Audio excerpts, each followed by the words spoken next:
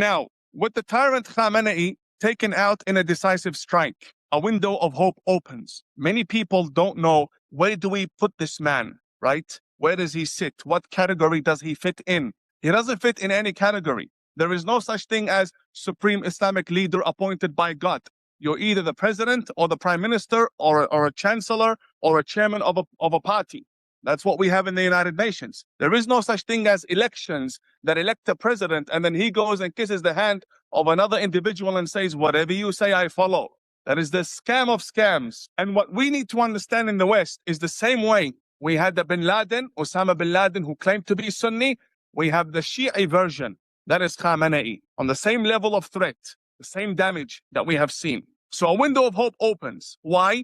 Because his removal marks the end of an era of brutality, a regime that ordered the slaughter of its own people and its neighbors, funded the Houthis and proxy wars, and threatened global peace. This is a victory for justice, a blow against the architects of division who align with ideologies like the Brotherhoods in their quest for dominance. We call for freedom in Iran, free from the chains of tyranny.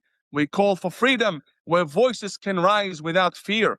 And we call for freedom that honors the Iranian people's rightful place amongst the nations. This connection between the regime and the Brotherhood runs deep. The Iranian regime has long funneled vast sums, tens to hundreds of millions annually, to Hamas, the Palestinian offshoot of the Muslim Brotherhood, providing weapons, training, and financial backing to fuel violence and instability. We don't need to speak about Hamas. We know they're garbage. These are not distant stories. They are warnings etched in blood. They remind us that tolerance without vigilance becomes complicity, and openness without boundaries invites subversion, and freedom without courage invites tyranny. Let us also turn our gaze to the brave people of Iran, who have endured decades of tyranny under a regime that exports terror and oppression. The Iranians, who are they? Poets, scholars, freedom fighters, are a beacon of resilience and culture, heirs to a civilization that once enlightened the world, yet they have been shackled by a theocratic dictatorship that stifles their spirit and silences their dreams. We praise the Iranians for their unyielding protests against injustice. We praise the Iranians for their courage in the face of repression. We praise the Iranians for embodying the universal yearning for liberty. And we thank the Iranians in the Gulf, in the UAE, in Bahrain, in Kuwait, who are now standing with their host country against the bombs and the shrapnel and the missiles and the cruise missiles of their regime that are now landing on the Gulf states. We thank them for their solidarity with us. And look at the evidence before us. The Muslim Brotherhood, the terrorist organization of the Muslim Brotherhood, born nearly a century ago in Egypt in the year 1928, founded by a crooked cleric by the name of Hassan al-Banna. This organization has built a patient strategic empire across Europe and many other continents through affiliated organizations, charities, educational bodies, and political lobbies. It advances a vision incompatible with liberal democracy: gradual Islamization, the rejection of secular governance, and the normalization of supremacist ideas. Now, as I read this sentence, it came to my mind that perhaps I should explain what is going on here. You have a Muslim imam who is opposed to the expansion of a Muslim organization. Before we continue with my address, there is a huge difference between Islam and the Muslim Brotherhood. What is the difference? Islam is a religion. What does it want? It preaches monotheism, belief in one God, worshipping 5 times a day, performing pilgrimage. You're all familiar with Mecca in Saudi Arabia. We fast Ramadan, the month we are in today. I'm not fasting because I'm traveling, and travelers do not fast. Bottom line is, it is a system of worship to build the connection between the adherent and God. That is the goal of God. When God speaks to humans with a book, with all due respect, be it the Torah, the Bible, the Quran, respect everyone's beliefs. Books are there to guide. They are not there to govern by a sword, which is what we see in the tyrannical regime occupying Iran today. That is the difference. The bottom line is God wants us to be guided, for those who believe in God, not to be governed by verses, by laws that are there to ensure our piety and that we live together in coexistence and harmony. The Muslim Brotherhood, on the other hand, is not a religion. It is an organization with a leader, with its own charters, with its own agenda, with its own symbolism, with its own terminologies, and with its own clerics. And the very fact that they used the two most sacred words in religious vocabulary, Muslim and brotherhood. These are very sacred words in a religious context. They've hijacked those words and they say they are the Muslims. And what did we get from the Muslim Brotherhood? We got ISIS, we got Al-Qaeda, we got 9/11. Osama bin Laden was a member of the Muslim Brotherhood. We now have Hamas. And who do they kill the most? Muslims. I had to go and receive the remains of my uncle who was burnt alive by ISIS from a hospital in Baghdad. They kill Muslims who disagree with them first because we are the nearest to them and opposing them. And therefore, we need to encourage the Muslims who stand to reclaim their faith from the crooks who have hijacked it. Islam is a religion that needs to be separate from politics, and governments need to be governments who serve all citizens and all institutions equally. The same way a library and a park and a museum cannot have a religion, the same way a government should not have a religion. The government should protect the mosque and the nightclub equally. That is exactly, and these two institutions can be opposed to each other, but that is God's job to judge. The job of the government is to protect citizens and to organize our affairs.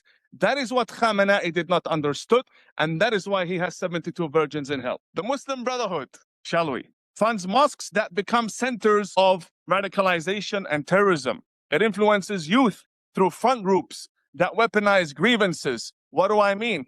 You see these Muslim association groups in universities who speak as though they were employed by Hamas. That you find in the charter of the Muslim Brotherhood, who decided that what America needs and what Canada needs and what Europe needs is students in their educational institutions, colleges, primary schools, high schools, and universities, shaping the narrative so that future graduates already have 50% of Muslim Brotherhood ideology. It is hilarious to see people from the LGBTQ community who would be butchered alive by Hamas be celebrated by Hamas, because Hamas has nothing to do with God, with religion, with laws, with morality, with anything.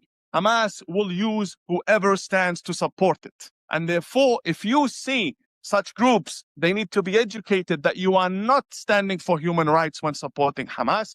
You are in fact being the useful idiot of the Muslim Brotherhood, and boy, do they have many useful idiots. God bless you all. Thank you. The Muslim Brotherhood delegitimizes our allies and sows discord under the guise of coexistence. We see it in the funding trails that lead from distant capitals to European capitals. We see it in the reports documenting millions funneled to networks linked to extremism. And we see it in the testimonies of those who have fled its shadow. The Muslims who have fled from Muslim Brotherhood governed states, influenced, impacted states, those are not Islamophobes. Let's go back to Islamophobia for a second, since it was mentioned in great detail here. I'm a Muslim. I was born in Iran, but I'm an Arab. I was born in Iran. We fled Khomeini. Does that make me an Islamophobe?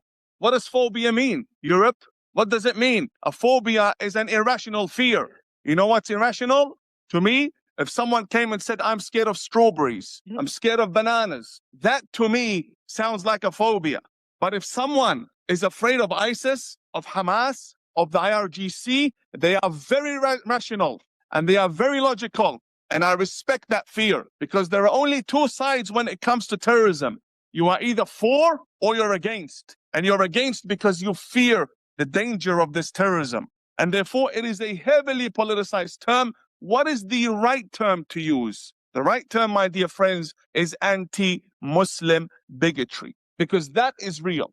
There are Muslims who get attacked simply because they are Muslims, and I am one of them. I'm one of them. My job is always doubled Because when I come to these institutions, I have to do two things. I have a message, but I also have to prove to you that my turban is not the same as Khamenei's. That is the difference. And sometimes I succeed and sometimes I fail. And even when I failed, those people have realized and they've come back and we become best friends. But the point is, we need to make these very clear what the differences are, because the extremist relies on you not knowing what the difference is, so that Osama bin Laden can speak in my name and we are not the same. So who pays the highest price for all of this? The very communities the Brotherhood claims to represent, and so many others crushed under totalitarian ideologies. Today, we heard amazing voices from minority communities, but we also hear the voices of Coptic Christians driven from their ancient homes, their churches burnt in Egypt. We hear the voices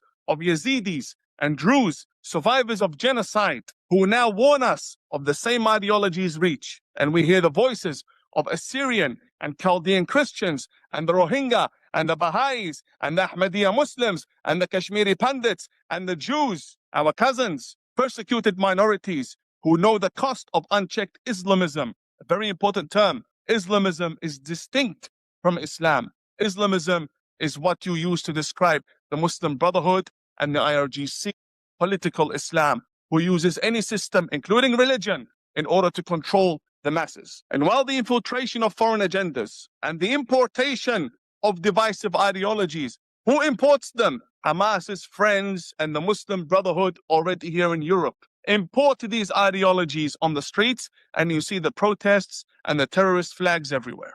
They import them into Europe, and they represent a grave threat. But what is far worse and infinitely more insidious is Europe actively funding its own demise through millions in taxpayer euros channeled to organizations and networks aligned with the Muslim Brotherhood's ideology through grants, national subsidies, and partnerships with affiliated groups. Muslim Brotherhood advises the European Parliament. It advises some elected members, whether on grounds or outside, especially Ramadan, where networking is intensified. The Muslim Brotherhood, this is their season. European institutions, unwittingly or deliberately, subsidize the very structures that undermine secular democracy, promote separatist ideas, and erode the foundational values of individual liberty and pluralism. This self-sabotage transforms openness into complicity, turning the continent's own resources against its future. Yet Europe has a choice. You can pretend the threat does not exist, ignore the expert analyses, the insights of counter-extremism voices within Islam, the reports exposing financial networks and ideological infiltration, or we can act. We must designate the Muslim Brotherhood